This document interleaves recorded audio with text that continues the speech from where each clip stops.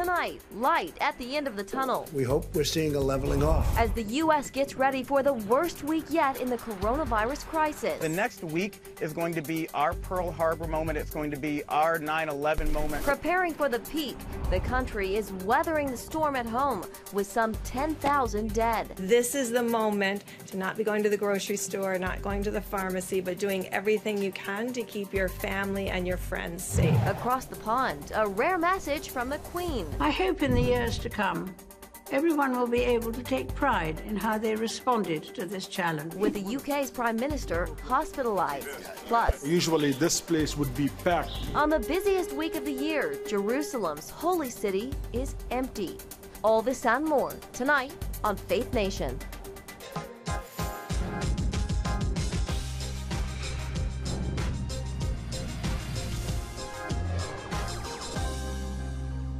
Bracing for what could be the worst week yet. Welcome to Faith Nation. I'm Jenna Browder.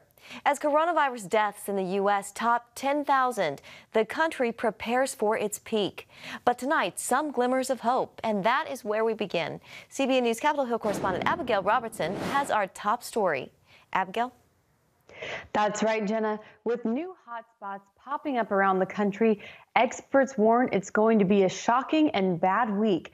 And while the New York death toll exceeded 4,000 this weekend, there is a glimmer of hope. The number of deaths over the past few days has been dropping for the first time. What is the significance of that? It's too early to tell. Governor Cuomo says it's unclear if deaths will continue to decrease, as FEMA warns all New York City hospitals are expected to be at or near total capacity this week. The system is over capacity all across the board. It's just over capacity. You're asking a system to do more than it has ever done before, more than it was designed to do with less. President Trump ordered 1,000 medical military personnel to help run the 2,500-bed hospital inside the Javits Convention Center. The cavalry has come. God bless you all. Thank you. Thank you very much. I applaud you. Thank you. Samaritan's Purse is also treating coronavirus patients in their 2 emergency field hospitals in New York and Italy, where their staff dedicated their work to the Lord before patients flooded in. What you'll see is all of our staff right now just praying over each bed. As the nation braces for the peak of the virus, President Trump tweeted, "There is light at the end of the tunnel." And in more good news from New York, 75% of those hospitalized have been discharged. They include Christina Paz, a mother of 5 who received a hero send-off, leaving Staten Island University Hospital after a 15-day battle with the virus. In the United Kingdom, Prime Minister Boris Johnson has been moved to the intensive care unit as his condition has grown increasingly severe since testing positive 10 days ago and being admitted to the hospital on Sunday. Apparently, Johnson is still conscious at this time and has been moved to the ICU just in case a ventilator is soon needed. Back to you, Jenna. All right, Abigail Robertson, thank you. And tonight, some relief for churches. The Small Business Administration is expanding loan programs to include assistance for faith-based organizations. As churches across the country quickly adapt to social distancing, they are also taking a big financial hit.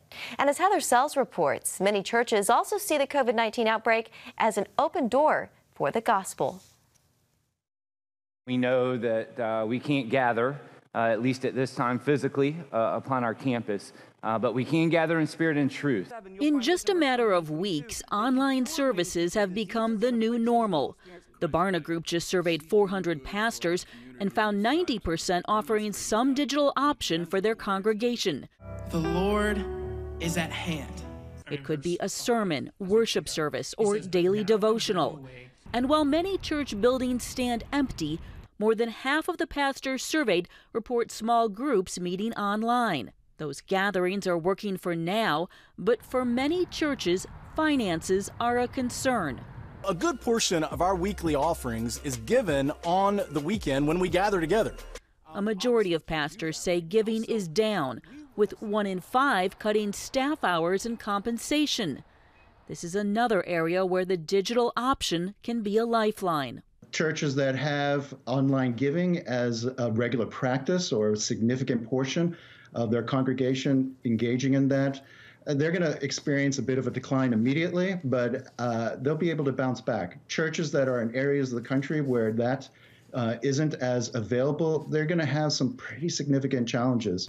Pastors say they're communicating a message of faith and hope, which many believe people want and need to hear. We're at a point in our country where people are asking pretty serious questions about meaning in life and where do you find hope in the midst of anxiety. These are questions that open up the door for the gospel. God may be using this to revive his church and to call his church back to him and to perhaps begin the next great awakening. And this might surprise you. Barna found more than half of the pastors reporting a higher online attendance than when they last met in person. The next challenge will likely be one of preparation, as the government expects we will see many more COVID cases and deaths in the weeks ahead. Wheaton College's Ed Stetzer says now is the time to plan. We just interviewed with some pastors in Italy and Spain, and they're saying, you guys have got to get ready. And I think that's where we need to be right now. Another milestone service to consider is what will likely become the first digital Easter. Close to half of all pastors say they will live stream an online service. Others say they'll record or go outdoors, such as this drive-in service in Chesapeake, Virginia. No matter how they celebrate, churches will be reaching communities that are desperate for hope and that may be listening with fresh ears. Reporting in Chesapeake, Virginia, Heather Sells, CBN News. Thank you, Heather. And tourism around the world is in major decline. Iconic sites like the Eiffel Tower, St. Peter's Square, and Jerusalem's Old City sit quiet because of this pandemic. CBN's Chris Mitchell reports from our Jerusalem bureau. This is the Church of the Holy Sepulchre from a few years ago. Tourists and Christian pilgrims coming to see where many believe Jesus Christ was crucified and rose from the dead. This is what the courtyard of the Church of the Holy Sepulchre looks like now, empty. And for the first time in years, Christian pilgrims from around the world won't be coming here to celebrate Easter. This is heartbreaking, not having to be able to visit inside, just to come here and to see the doors closed. Israel will allow the church to live stream its global Easter service with a limited staff of no more than 10. Just a 10-minute walk away. Here at the Western Wall, this area is usually filled with people praying. But now, because of the coronavirus, only a limited number of men can come to pray, and they have to be separated by at least 6 feet. We're here before the Creator of the world, especially in this hour, asking Him that He will open the gates of heaven to our prayers and send healing to all the sick in the world. In a rare act, just before Passover, they're blowing the shofar. It's written in the Torah that in the hour of war, blowing the shofars, that the Holy One, blessed is He, will hear our prayers. Another casualty of COVID-19 here in Jerusalem's Old City are its alleys and shops, once filled with tourists and shoppers, now shuttered and empty. This whole situation affected us big time. Our shops has been closed for the last 14 days. COVID-19 hit the Old City just before Holy Week, the busiest time of the year. Usually this place would be packed. You cannot even put your feet. Unlike many other shopkeepers in the Old City, Zach has a plan B, an online business called Zach'sJerusalemGifts.com. Some gifts like anointing oil and prayers, from Jerusalem, because everybody wants Jerusalem and want to touch from Jerusalem, especially these days. Despite the devastating impact on the Old City, many here say the message from Jerusalem to the world remains the same. From Jerusalem, if you come, his tomb is empty, he was resurrected, and this is our encouragement. Things will be fine. Chris Mitchell, CBN News, Jerusalem's Old City. Coming up, 30 days of faith and prayer. How one Hollywood actor is helping people stay focused on God in these uncertain times.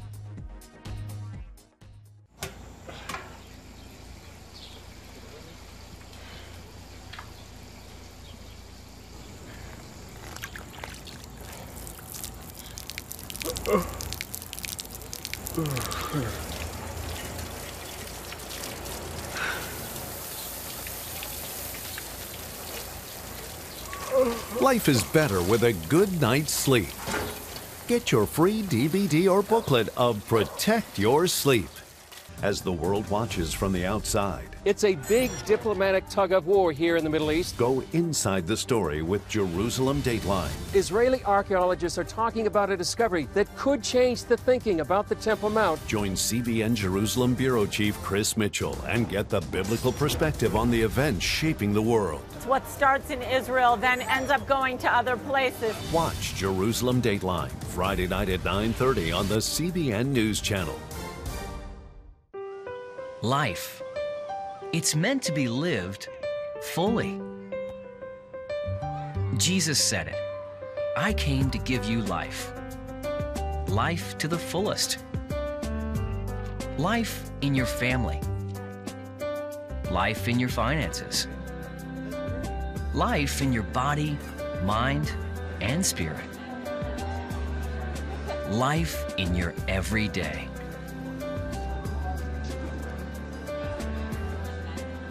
At CBN.com, we're taking what Jesus said seriously. We're here to help you discover life. Life. Live it fully. CBN.com.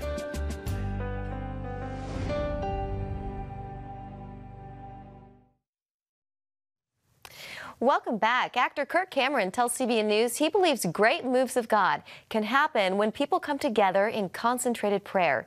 And that's exactly what he's leading every day now for the next month.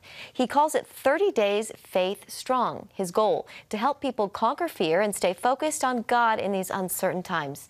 CBN's David Brody recently spoke with the actor from his home in California.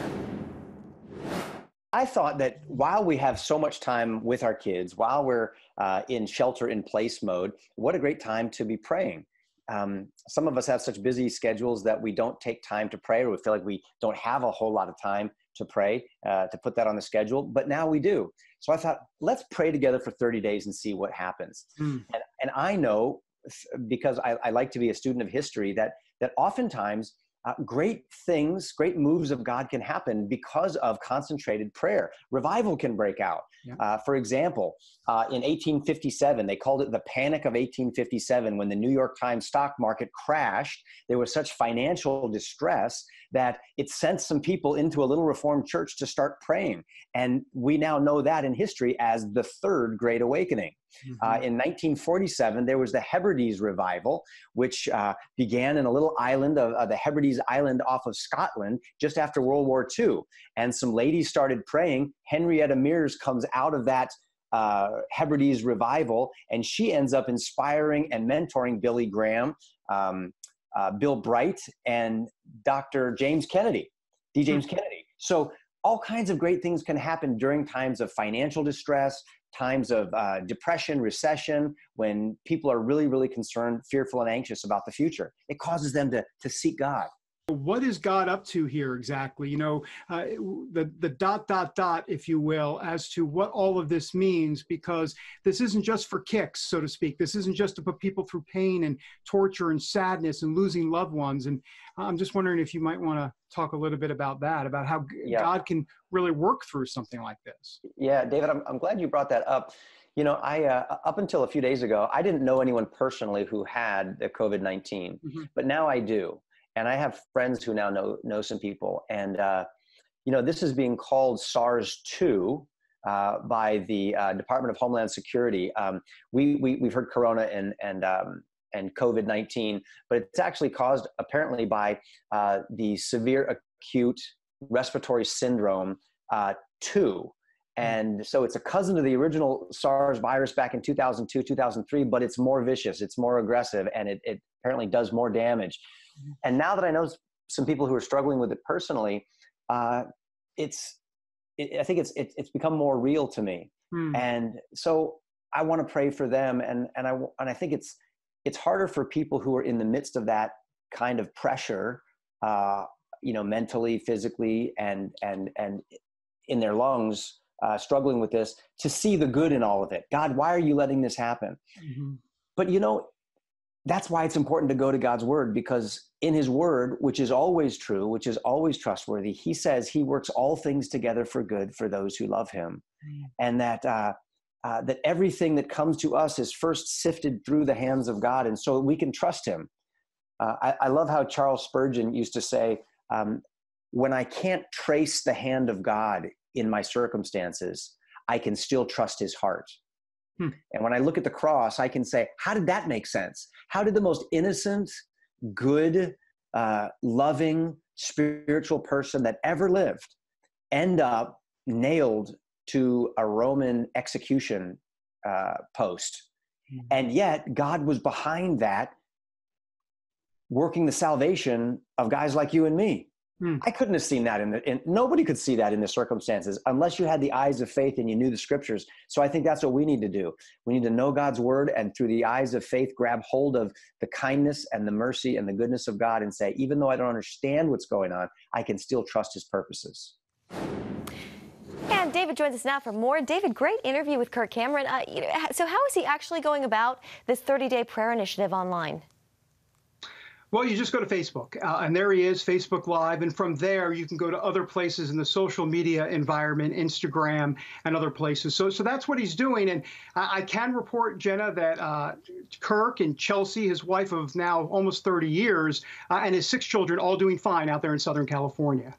Yeah, it's good to hear. Well, David, we want to talk a little bit about politics and the pandemic going on. Things, starting to heat up between President Trump and Joe Biden over this possible virtual convention Biden's been talking about. What's your take?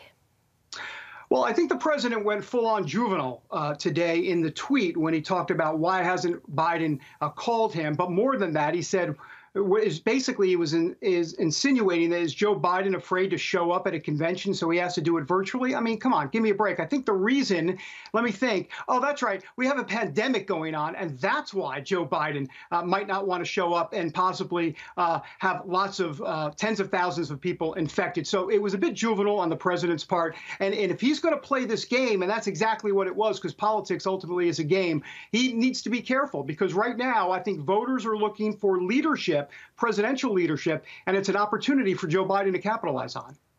Yeah, two-way street. Well, they're also taking different approaches to wearing face masks in public. How will this play with voters, David? Well, look, I mean, I guess we'll find out and see. I can tell you this, we're going to see a lot of hypocrisy going on. My guess is there will be a lot of liberals, as this goes on and on, continue to hammer the president for not wearing a face mask in public. And then all of a sudden, we may see the TMZ video of that person who's criticizing the president actually not wearing a mask either. But for Joe Biden, look, he says he's going to wear a mask. And once again, it gets back to that presidential leadership. You have to lead by example. And if the CDC is suggesting you wear a mask and there's Joe Biden wearing a mask, that's a good visual. President Trump, CDC recommends you wear a mask, and Trump goes, yeah, maybe for others, I'm good. I'm not quite sure that really plays into presidential leadership at this point. Yeah. David, let's talk about this Phase 4 stimulus plan. What's your sense? Do you have any sense of what we might expect? Well, I think it's really going to be a Phase 3, the sequel, or Phase 3A. In other words, it's not going to be Phase 4 in terms of a whole new different sort of broad. I think what you're going to see specifically is more money for unemployment benefits, an extension of unemployment benefits, more checks to the American people, more money for small businesses. I think that's where this is going, Jenna. And David, final question. Today we saw the governor of Wisconsin move the state's primary to June. It's creating quite a bit of controversy there. What are your thoughts on that? Well, it is. I mean, Republicans say, look, it's unconstitutional. And, oh, by the way, the Democrat governor who moved the primary also actually says it's unconstitutional. He actually said that and didn't want to move the primary until he said he was forced to because of, in essence, many poll workers there just not showing up. They weren't going to show up tomorrow, and so he had to do something. So even the Democrat governor says it's unconstitutional that he can't do it. So this will play out in the courts. This is going to the Supreme Court. All right. David Brody, we'll leave it there. It's good to see you. Thank you. Thanks, Jenna. Surviving coronavirus. Up next, the story of one Georgia man who says God healed him. On October 1st, 1961, history was made when a tiny station began transmitting the first signals of the Christian Broadcasting Network. CBN, the Christian Broadcasting Network. And now, a new era has begun with the all-new CBN News Channel. Just moments ago, the Iron Dome intercepted an incoming rocket right on the Gaza border. Administering in this area, spiritual warfare is definitely involved. A 24/7 news network, bringing you the news you want from a source you can trust. In Kenya, 40% of the medical services are actually provided by these Christian hospitals. Let's talk about the economy. Believers here are joining together to win people to Jesus Christ. All your favorite shows now in one place. Go to cbnnewschannel.com to find out how to get the CBN News Channel on your TV all day, every day. CBN News.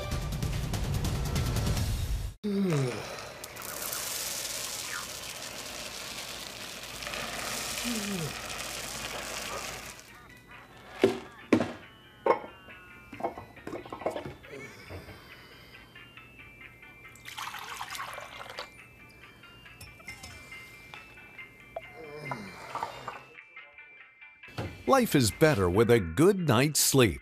Get your free DVD or booklet of Protect Your Sleep today. Life. It's meant to be lived fully. Jesus said it. I came to give you life. Life to the fullest.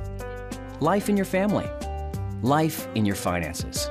Life in your body, mind, and spirit. Life in your everyday. At CBN.com, we're taking what Jesus said seriously. We're here to help you discover life. Life. Live it fully. CBN.com. Tonight, a Georgia man says God healed him from coronavirus by breathing into his lungs. Clay Bentley spent 11 days in the hospital and says he was the first in his area to be diagnosed with the disease. CBN senior correspondent Eric Phillips has the story. Clay Bentley believes the Lord saved his life so that he could tell a story of hope, redemption, and faith. And there is some irony here, considering where he believes he contracted the disease. The devil thought that he was going to take me out. Looking back, 59-year-old Clay Bentley says he's pretty sure how he got sick. March the 1st of this year, I was singing in a choir. That's where I got it. That's where I contracted it at, is in church. There were at least 45 to 50 people in that church, in that one meeting, that caught the coronavirus.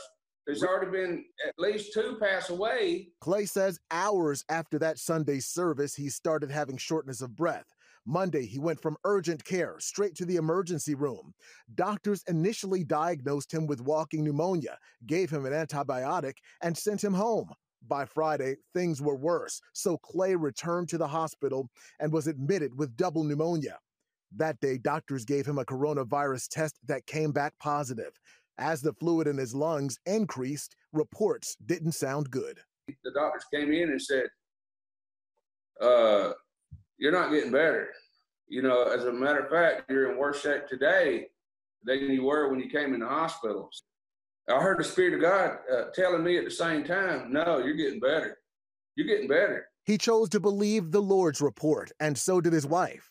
I was saying out loud constantly verses in word and in music and things that were the Word of God coming up for his life, for my standing. He has not given us the spirit of fear, but of power, of love, and of sound mind. Yes. Then Clay says something happened around 3 o'clock in the morning. I felt the Lord. I felt his presence. I felt him blow breath into my lungs. I took a deep breath, and I knew it was the Lord blowing in my lungs. And when he blew in my lungs, I took a deep breath, and it's like it all cleared out.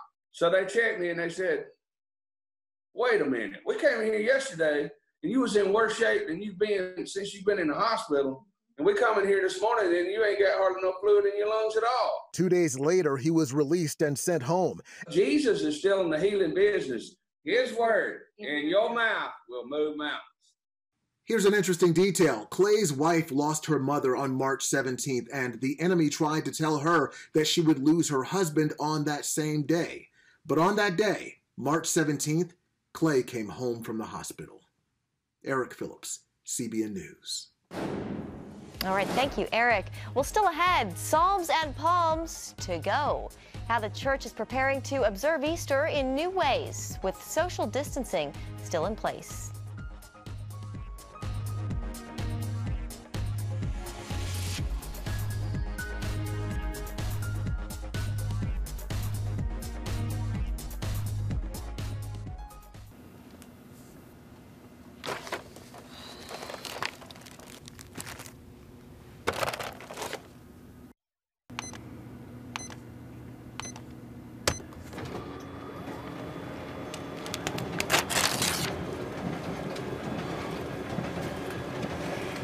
Life is better with a good night's sleep. Get your free DVD or booklet of Protect Your Sleep today. I'm Ephraim Graham, and this is Studio 5. Cruise with me as I discover the good things happening in the world of music, sports, television, and movies. The fact that Ryan Coogler was going to be directing the film, I knew that something special was going to happen. We'll chat with artists at the forefront of entertainment and explore the connection between popular culture and faith. I asked my pastor, I said, well, does that mean I'm supposed to be a preacher? He says, well, no, you already have a pulpit. Watch Studio 5 Wednesday night at 9:30. Remember for a moment what it was like to be a child.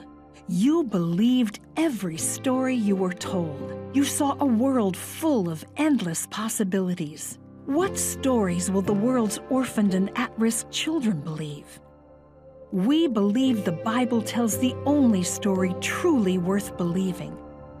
We believe that every child should have the opportunity to dream, the chance to take challenges and turn them into possibilities, the chance to stand on the promises of God, to recognize their place in the greatest story ever told. They have their whole lives ahead of them. Theirs is a world of endless possibilities. They are looking for a story to believe. We will tell them that story. Will you join us?